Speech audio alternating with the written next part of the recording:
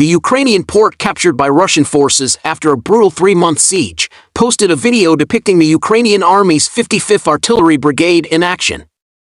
Rather than the brigade's usual Soviet vintage Msta-B towed howitzers, the video showed gunners unloading shells, one of which is inscribed for Mariupol, and firing them from a gun built into the back of a truck.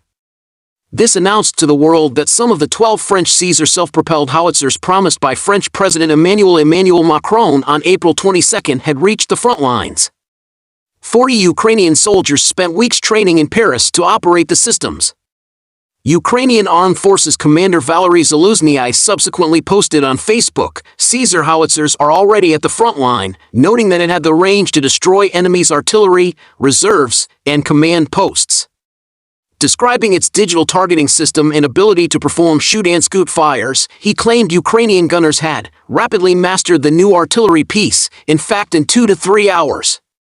The 55th Artillery Brigade was also reportedly the first unit to receive some of the 90 M777 towed howitzers provided by the United States. The fewer Caesars, however, do boast much greater range and mobility than the M777S, which already outdistanced much of the Russian artillery. Caesar is an on-the-nose acronym in French for truck equipped with an artillery system. It marks a departure from the Cold War trend towards fully enclosed, tracked self-propelled guns, like France's AF-1 howitzer built on the hull of an AMX-30 tank, built to survive a potential nuclear World War I.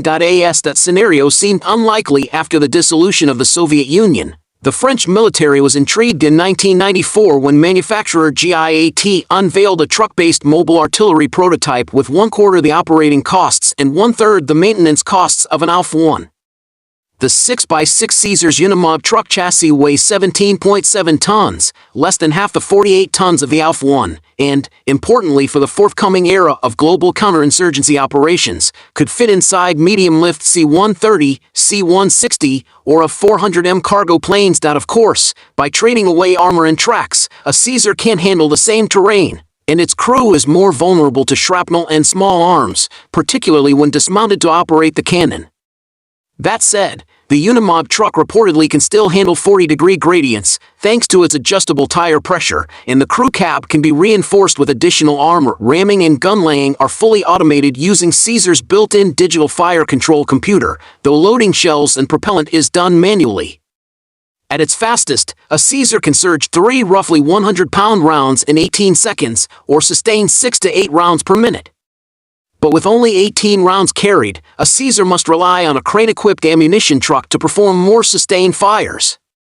But for quick shoot-and-scoot fires, a Caesar crew can begin firing 60 seconds after arriving on position and decamp within 40 seconds. That means a Caesar unit can begin rolling away less than 3 minutes after deploying, well before a counter-battery riposte can land. Most importantly, Caesar's 8-meter-long 52 caliber gun barrel could attain an impressive 26 miles using NATO ERFB base bleed rounds, roughly $4,000 per shot, or 31 miles using a rocket-assisted projectile, compared to a 12 to 18-mile range for most Russian howitzers.